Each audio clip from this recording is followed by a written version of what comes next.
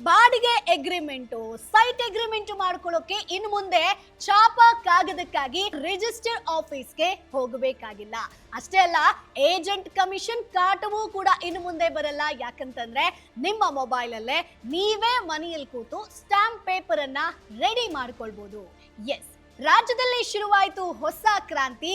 E stamp ಹೋಯ್ತು, digital E stamp ಬಂತು. ಹಾಗಾದ್ರೆ ಏನಿದು ಡಿಜಿಟಲ್ ಇ ಸ್ಟ್ಯಾಂಪ್? ಇದರಿಂದ ನಿಮಗೇನ್ ಲಾಭ? ಡಿಜಿಟಲ್ ಇ ಸ್ಟ್ಯಾಂಪ್ ಅನ್ನ ಪಡೆಯೋದು ಹೇಗೆ? ಸ್ಟೆಪ್ ಬೈ ಸ್ಟೆಪ್ ಕಂಪ್ಲೀಟ್ ಮಾಹಿತಿಯನ್ನ ಈ ವಿಡಿಯೋದಲ್ಲಿ ತಿಳಿಸ್ಕೊಡ್ತೀನಿ. ವಿಡಿಯೋವನ್ನ ಕೊನೆ ತನಕ ಮಿಸ್ ಮಾಡದೆ ನೋಡಿ. ಹಾಯ್, ಹಲೋ, ನಮಸ್ಕಾರ, ನಾನು ಚೈತ್ರ. ಯಾವುದಾದ್ರೂ ಒಂದು ದಾಖಲೆ ಮಾಡಿಸ್ಬೇಕು ಅಂತಂದ್ರೆ ಮೊದಲಿಗೆ ನಮ್ಗೆ ನೆನಪಾಗೋದೇನು ಹೇಳಿ? Stamp paper. ಸೊ ಹಿಂದೆಲ್ಲ ನಾವ್ ಏನ್ ಮಾಡ್ಬೇಕು? ಲೈಸೆನ್ಸ್ ಪಡೆದಂತಹ ಮಾರಾಟಗಾರರನ್ನ ಹುಡುಕಾಡಬೇಕಿತ್ತು. ನಂತರ ಆನ್ಲೈನ್ ಇ ಸ್ಟ್ಯಾಂಪ್ ಬಂತು. ಆದ್ರೆ ಅದರಲ್ಲೂ ಕೂಡ ನಕಲಿ ಆಗಿರ್ಬೋದು, ವಂಚನೆ, ಡೂಪ್ಲಿಕೇಟ್ ಒಂದಷ್ಟು ಡಾಕ್ಯುಮೆಂಟ್ಸ್ಗಳು ಹರಿದಾಡೋದಕ್ಕೆ ಶುರುವಾಯಿತು. ಯಾವುದನ್ನಪ್ಪ ನಂಬೋದು ಅಂತ ನಾವೆಲ್ಲರೂ ಕೂಡ ತಲೆ ಕೆಡ್ಸ್ಕೊಂಡಿದ್ವಿ. ಈಗ ಈ ಎಲ್ಲ ತೊಂದರೆಗಳಿಗೆ ಸರ್ಕಾರ ಕೊನೆಗೂ ಒಂದು ಫುಲ್ ಸ್ಟಾಪ್ ಅನ್ನ ಹಾಕಿದೆ. ಕರ್ನಾಟಕ ಕಂದಾಯ ಇಲಾಖೆ ಸಂಪೂರ್ಣ ಡಿಜಿಟಲ್ ಯುಗಕ್ಕೆ ಕಾಲಿಟ್ಟಿರುವಂತದ್ದು ಡಿಜಿಟಲ್ ಇ ಸ್ಟ್ಯಾಂಪ್. ಅಂದ್ರೆ ನಾವು DSE ವ್ಯವಸ್ಥೆ ಅಂತ ಕರಿತೀವಿ. ಇದನ್ನ ಹೊಸದಾಗಿ ಪರಿಚಯಿಸಿರುವಂತದ್ದು. ಇನ್ನು ಮುಂದೆ ನೀವು ಮನೆಯಲ್ಲೇ ಕೂತು ನಿಮ್ಮ ಮೊಬೈಲ್ ಆಗಿರ್ಬೋದು, ಲ್ಯಾಪ್ಟಾಪ್ ಅಲ್ಲೇ ಡಿಜಿಟಲ್ ಇ ಸ್ಟ್ಯಾಂಪ್ ಅನ್ನ ಖರೀದಿಸಬಹುದು. ಹೇಗೆ ಅನ್ನೋದನ್ನ ಕಂಪ್ಲೀಟ್ ಸ್ಕ್ರೀನ್ ರೆಕಾರ್ಡ್ ಥ್ರೂ ನಾನು ತಿಳಿಸ್ಕೊಡ್ತೀನಿ. ಆದ್ರೆ ಏನಿದು ಡಿಜಿಟಲ್ ಇ ಸ್ಟ್ಯಾಂಪ್ ಅನ್ನೋದನ್ನ ಮೊದಲನೇದಾಗಿ ನೋಡ್ತಾ ಹೋಗೋಣ. ಸೊ ಹಳೆಯ ಇ ಸ್ಟ್ಯಾಂಪ್ಗಳ ಬದಲು ಸಂಪೂರ್ಣ ಸುರಕ್ಷಿತವಾದಂತ ಸೆಕ್ಯೂರ್ಡ್ ಆಗಿರುವಂತ ಹೊಸ ವ್ಯವಸ್ಥೆ ಇದು ಸ್ನೇಹಿತರೆ. ನಿಮ್ಮ ಒಂದು ವಿವರ ಆಗಿರ್ಬೋದು, QR ಕೋಡ್ ಆಗಿರ್ಬೋದು, ಕ್ರಿಸ್ಟೋ ವಾಟರ್ ಮಾರ್ಕ್ ಆಗಿರ್ಬೋದು, ಡಿಜಿಟಲ್ ಸಹಿ ಇರುವಂತಹ ಸಂಪೂರ್ಣ ಸುರಕ್ಷಿತವಾದಂತಹ ಸ್ಟ್ಯಾಂಪ್ ಪೇಪರ್ ಅನ್ನ ಇದೀಗ ನೀವು ಡೌನ್ಲೋಡ್ ಮಾಡ್ಕೊಳ್ಬಹುದು. ಅದು ಕೂಡ ನಿಮ್ಮ ಮೊಬೈಲ್ ಅಲ್ಲಿ ಈಸಿಯಾಗಿ ಮಾಡ್ಕೊಳ್ಬಹುದು. ಇದರ ಒಂದು ದೊಡ್ಡ ಬೆನಿಫಿಟ್ ಏನಪ್ಪಾ ಅಂತಂದ್ರೆ, ನೀವು ಎಲ್ಲಿಗೂ ಅಲಿಬೇಕಾಗಿಲ್ಲ. ಜಗತ್ತಿನ ಯಾವುದೇ ಮೂಲೆಯಲ್ಲಿ ಇದ್ರೂ ಕೂಡ ನೀವು ಅಲ್ಲಿಂದಲೇ ಡಿಜಿಟಲ್ ಇ ಸ್ಟ್ಯಾಂಪ್ ಅನ್ನ ಖರೀದಿ ಮಾಡಬಹುದು. ಅಂದ್ರೆ ಒಂದ್ ಕಾಲದಲ್ಲಿ ನಿಮ್ಗೆ ನೆನಪಿರ್ಬೋದು, ಚಾಪ ಕಾಗದಗಳೇ ನೋಂದಣಿಯ ಒಂದು ಮೂಲವಾಗಿತ್ತು. ಅಂದ್ರೆ 2000ದ ದಶಕದಲ್ಲಿ ಭಾರತವನ್ನೇ ಬೆಚ್ಚಿ ಬೀಳಿಸಿದಂತಹ ನಕಲಿ ಚಾಪ ಕಾಗದ ಹಗರಣ ಎಲ್ಲವನ್ನ ಚೇಂಜ್ ಮಾಡಿಬಿಡುತ್ತೆ. 32,000 ಕೋಟಿ ರೂಪಾಯಿ ಮೌಲ್ಯದ ಈ ಒಂದು ಹಗರಣದ ನಂತರ ಸ್ಟ್ಯಾಂಪ್ ಪೇಪರ್ ವ್ಯವಸ್ಥೆ ಕಂಪ್ಲೀಟ್ ಆಗಿ ಚೇಂಜ್ ಆಗುತ್ತೆ. ಅಂದ್ರೆ ನಿಮಗೆ ಈ ಸ್ಟ್ಯಾಂಪ್ ವ್ಯವಸ್ಥೆ ಶುರುವಾಗುತ್ತೆ ಸ್ನೇಹಿತರೆ. ಸೊ ಇದು ಕೂಡ ಸೆಕ್ಯೂರ್ಡ್ ಅಂತ ಎಲ್ಲರೂ ಕೂಡ ಅನ್ಕೊಂಡಿದ್ರು. ಇದರಲ್ಲಿ ಏನು ವಂಚನೆ ಆಗಲ್ಲ ಅಂತ ಹೇಳ್ಕೊಂಡು.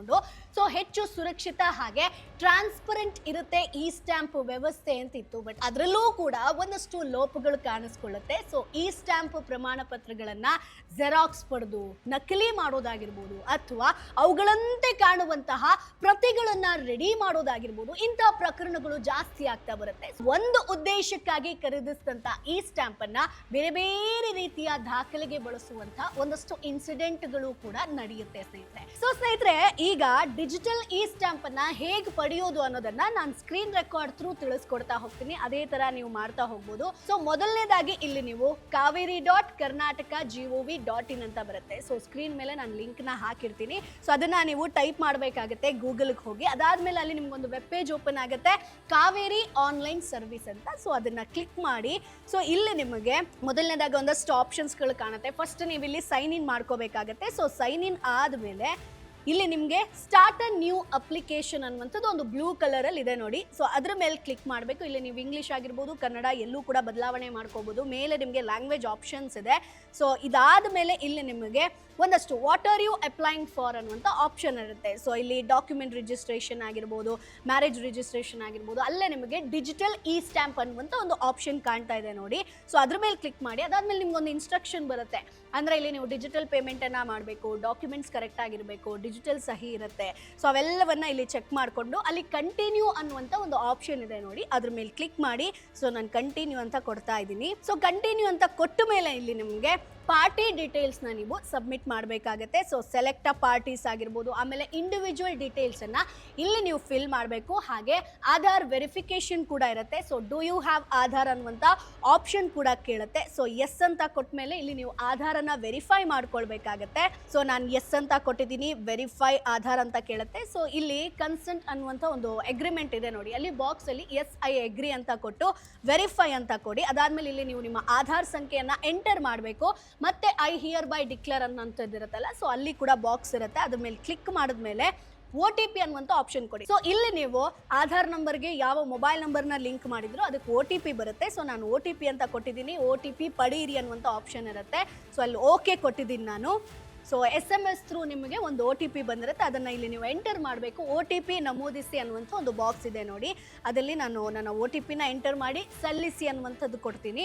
ಸೊ ಅದಾದಮೇಲೆ ಇಲ್ಲಿ ನೀವು ಒಂದಷ್ಟು ಹೆಸರುಗಳು, ಅಂದರೆ ನೀವು ಆಧಾರ್ ಥ್ರೂ ವೆರಿಫೈ ಮಾಡಿದ್ರ ಅಂತಂದರೆ ಆಟೋಮೆಟಿಕ್ ಆಗಿ ನಿಮ್ಮ ಎಲ್ಲ ಇನ್ಫಾರ್ಮೇಷನ್ ಬಂದಿರುತ್ತೆ. ಸೊ ಅದನ್ನು ಕೂಡ ಎಂಟರ್ ಮಾಡಿ, ರಿಲೇಷನ್ಶಿಪ್ ಆಗಿರ್ಬೋದು, ರಿಲೇಟಿವ್ಸ್ ನೇಮ್ ಆಗಿರ್ಬೋದು, ಮೊಬೈಲ್ ನಂಬರ್ ಆಗಿರ್ಬೋದು. ಸೊ ಮತ್ತೆ ಸೆಂಡ್ OTP ಅನ್ನುವಂಥದ್ದು ಬರುತ್ತೆ. ಸೊ ಒಂದು OTP ಬರುತ್ತೆ ನಿಮ್ಗೆ, ಅದನ್ನು ಇಲ್ಲಿ ಎಂಟರ್ ಮಾಡಿ ವೆರಿಫೈ ಅನ್ನುವಂಥದ್ದು ಹಾಕ್ಕೊಡಿ. ಸೊ ಇಲ್ಲಿ ನಿಮಗೆ ಆಧಾರ್ ವೆರಿಫೈ ಆದಮೇಲೆ ಪಾರ್ಟಿ 1 ಅಂತ ಇರುತ್ತೆ ನೋಡಿ. ಸೊ ಅಲ್ಲಿ ನೀವು ಹೆಸರನ್ನ ಎಂಟರ್ ಮಾಡಬೇಕು, ಅವರ ಮೊಬೈಲ್ ನಂಬರನ್ನು ಎಂಟರ್ ಮಾಡಬೇಕಾಗುತ್ತೆ, ಆಮೇಲೆ ಅಡ್ರೆಸ್ ಪ್ರೂಫನ್ನು ಇಲ್ಲಿ ಕೊಡಬೇಕಾಗುತ್ತೆ. ಸೊ ಅಡ್ರೆಸ್ಸನ್ನು ನಾನು ಟೈಪ್ ಮಾಡ್ತಾ ಇದ್ದೀನಿ, ಜೊತೆಗೆ ಪಿನ್ ಕೋಡನ್ನು ಕೂಡ ಎಂಟರ್ ಮಾಡಬೇಕು. ಅದಾದಮೇಲೆ ಇಲ್ಲಿ ನಿಮಗೆ ಸೇವ್ ಪಾರ್ಟಿ ಅನ್ನುವಂಥ ಆಪ್ಷನ್ ಇರುತ್ತೆ ನೋಡಿ. ಸೊ ಅದನ್ನು ನೀವು ಕ್ಲಿಕ್ ಮಾಡಿದ್ಮೇಲೆ ಮೂವ್ ಟು ನೆಕ್ಸ್ಟ್ ಸ್ಟೆಪ್ ಅಂತ ಇರುತ್ತೆ. ಸೊ ನೆಕ್ಸ್ಟ್ ಸ್ಟೆಪ್ಪಿಗೆ ನಿಮ್ಮನ್ನು ಕರ್ಕೊಂಡು ಹೋಗುತ್ತೆ. ಸೊ ಇದರಲ್ಲಿ ನಿಮಗೆ 7 ಸ್ಟೆಪ್ಸ್ ಇರುತ್ತೆ ಸ್ನೇಹಿತರೆ. So party details added successfully ಅಂತ ಬಂದಿದೆ. ಸೊ ಅದಾದಮೇಲೆ would you like to do next ಅಂತ ಬರುತ್ತೆ. ಸೊ ಕಂಟಿನ್ಯೂ ಅಂತ ಕೊಟ್ಟಿದ್ದೀನಿ ನಾನು. ಸೊ ನೀವು ನೋಡ್ಬೋದು 2 ಆಪ್ಷನ್ ಕೇಳುತ್ತೆ ನಿಮಗೆ, ಕಂಟಿನ್ಯೂ ಟು ವಿಟ್ನೆಸ್ ಅಥವಾ ಸ್ಕಿಪ್ ವಿಟ್ನೆಸ್ ಆ್ಯಂಡ್ ಪ್ರೊಸೀಡ್ ಅಂತ ಬರುತ್ತೆ. ಸೊ ಇಲ್ಲಿ ನೀವು ಸ್ಕಿಪ್ ಅಂತ ಕೊಟ್ಟರು ಕೂಡ ಫೀಸ್ ಕ್ಯಾಲ್ಕುಲೇಷನ್ಗೆ ಹೋಗುತ್ತೆ. ಸೊ ಇಲ್ಲಿ ನೀವು ನೋಡ್ಬೋದು ನೇಚರ್ ಆಫ್ ಡಾಕ್ಯುಮೆಂಟು, ಸೊ ನಾನು ಎಫಿಡವಿಟ್ ಅಂತ ಕೊಟ್ಟಿದ್ದೀನಿ. ಅದಾದಮೇಲೆ ಸಬ್ ಆರ್ಟಿಕಲ್ ಅನ್ನುವಂಥದ್ದು ಬಂದು ಕ್ಯಾಲ್ಕುಲೇಟ್ ಫೀಸ್ ಅಂತ ಬರುತ್ತೆ. ಸೊ ನಾನು ಕ್ಯಾಲ್ಕುಲೇಟ್ ಫೀಸ್ ಕೊಟ್ಟಿದ್ದೀನಿ. ಸೊ ಎಷ್ಟಾಗುತ್ತೆ ನೋಡೋಣ. ಸೊ ಇದು ಜಸ್ಟ್ ನೀವು ಒಂದು 10 ಮಿನಿಟ್ಸಲ್ಲಿ ಆರಾಮ್ಸೆ ಮುಗಿಸ್ಕೋಬೋದು.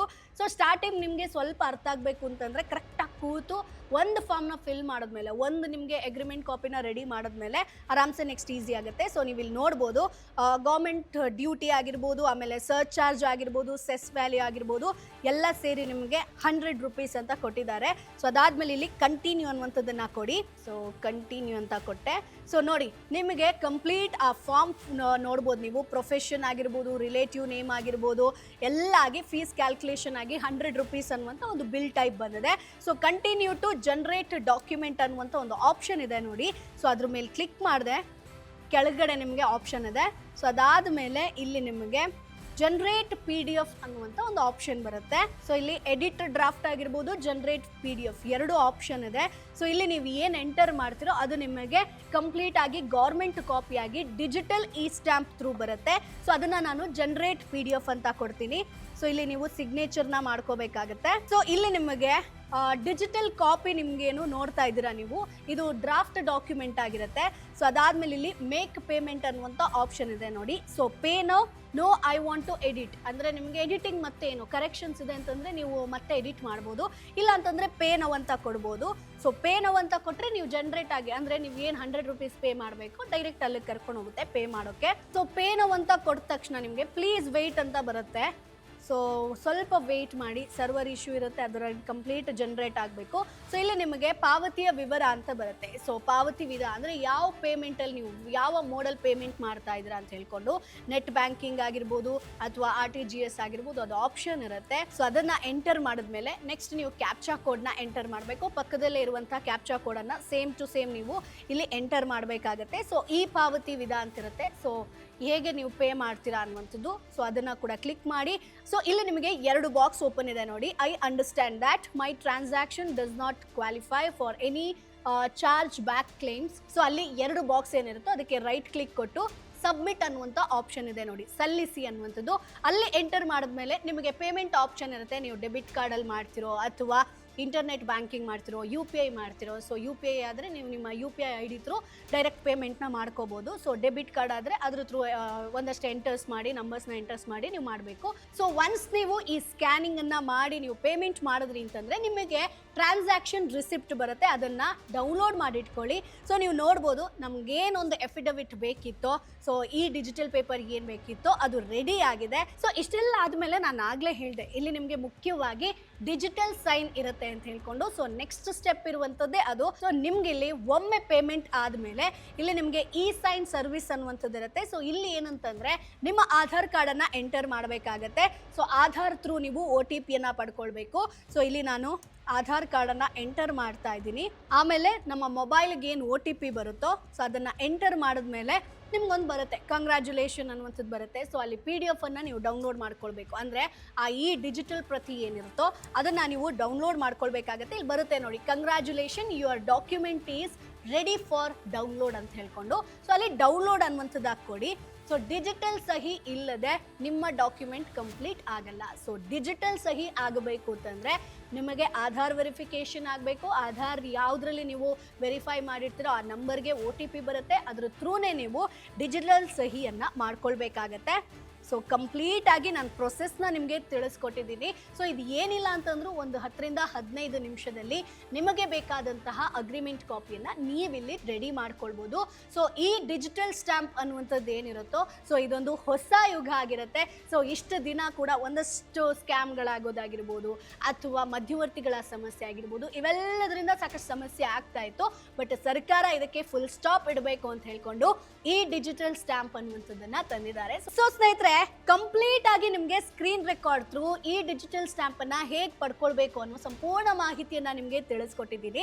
ಅಂಡ್ ಇನ್ನೊಂದು ಡೌಟ್ ಬರ್ಬೋದು, ಸರಿ ಈ ಡಿಜಿಟಲ್ ಸ್ಟ್ಯಾಂಪ್ ಇಂದ ಏನಪ್ಪ ಪ್ರಯೋಜನ ಅನ್ನೋದನ್ನ ಕೂಡ ಕ್ವಿಕ್ ಆಗಿ ನಿಮಗೆ ಹೇಳ್ತಾ ಹೋಗ್ತೀನಿ. ಸೊ ಸ್ನೇಹಿತರೆ, ಡಿಜಿಟಲ್ ಈ ಸ್ಟ್ಯಾಂಪ್ ಖರೀದಿಗೆ ಇಲ್ಲಿ ಮೊದಲನೇದಾಗಿ ಮಧ್ಯವರ್ತಿಗಳು ಬೇಕಾಗಿಲ್ಲ. ಅದೇ ಒಂದು ದೊಡ್ಡ ಸಮಸ್ಯೆ ಆಗಿತ್ತು. ಸೊ ಹಗಲು ರಾತ್ರಿ ಯಾವಾಗ ಬೇಕಾದ್ರೂ ನೀವು ಇಲ್ಲಿ ಸ್ಟ್ಯಾಂಪ್ ಅನ್ನ ಪಡಿಬಹುದು. ಇನ್ನು ಮೂರನೇದಾಗಿ ನಕಲು ಮಾಡೋದಕ್ಕೆ ಅಸಾಧ್ಯ ಆಗಿರುತ್ತೆ. ಪ್ರತಿಯೊಂದು ಸ್ಟ್ಯಾಂಪ್ಗೆ ಯುನಿಕ್ ID ಆಗಿರ್ಬೋದು, ಭದ್ರತಾ ಫೀಚರ್ಗಳಿರುತ್ತೆ. ಅಷ್ಟೇ ಅಲ್ಲ, ನೇರವಾಗಿ ಸರ್ಕಾರದ ಖಜಾನೆಗೆ ಶುಲ್ಕ ಪಾವತಿ ಆಗುತ್ತೆ.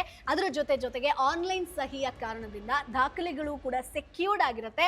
ಮುಖ್ಯವಾಗಿ ಕಾಗದ ರಹಿತ ನೋಂದಣಿಗೆ ಇದೊಂದು ಮೊದಲ ಹೆಜ್ಜೆಯಾಗಿರುತ್ತೆ ಸ್ನೇಹಿತರೆ. ಅಷ್ಟೇ ಅಲ್ಲ, ನಮ್ಮ ಟೈಮ್ ಆಗಿರ್ಬೋದು, ನಮ್ಮ ಹಣ ಉಳಿತಾಯದ ಜೊತೆಗೆ ಕಂಪ್ಲೀಟ್ ಆಗಿ ಸೆಕ್ಯೂರ್ಡ್ ಆಗಿರುವಂಥದ್ದು ಇದರ ಒಂದು ಮೇಜರ್ ಬೆನಿಫಿಟ್ ಆಗಿರುತ್ತೆ. ಸೊ ಈ ವಿಡಿಯೋನ ಒಂದಷ್ಟು ಜನರಿಗೆ ಶೇರ್ ಮಾಡಿ, ಅವ್ರಿಗೂ ಕೂಡ ಇನ್ಫಾರ್ಮೇಶನ್ ಸಿಗಲಿ. ಎಷ್ಟೊಂದು ಜನ ಈ ಡಿಜಿಟಲ್ ಸ್ಟ್ಯಾಂಪ್ ಅನ್ನ ಹೇಗಪ್ಪ ಮಾಡೋದು ಅನ್ನುವಂಥ ಕನ್ಫ್ಯೂಷನ್ ಅಲ್ಲಿ ಇರ್ತಾರೆ. ಸೊ ಅವರಿಗೆ ಕಂಪ್ಲೀಟ್ ಪ್ರಾಕ್ಟಿಕಲ್ ಇನ್ಫಾರ್ಮೇಶನ್ ಕೂಡ ಸಿಕ್ಕದಂಗೆ ಆಗುತ್ತೆ. ಸೊ ಈ ವಿಡಿಯೋ ನಿಮಗೆ ಯೂಸ್ಫುಲ್ ಆಗಿರುತ್ತೆ ಅಂತ ಅನ್ಕೊಳ್ತೀನಿ. ಮುಂದಿನ ವಿಡಿಯೋದಲ್ಲಿ ಮತ್ತಷ್ಟು ಮಾಹಿತಿ ಜೊತೆ ನಾನು ನಿಮ್ಮ ಮುಂದೆ ಹಾಜರಿರ್ತೀನಿ. ಅಲ್ಲಿವರೆಗೂ ಬೈ ಬಾಯ್. ಬಾಸ್ ವಾಲಾ, ಬಿ ದ ಬಾಸ್.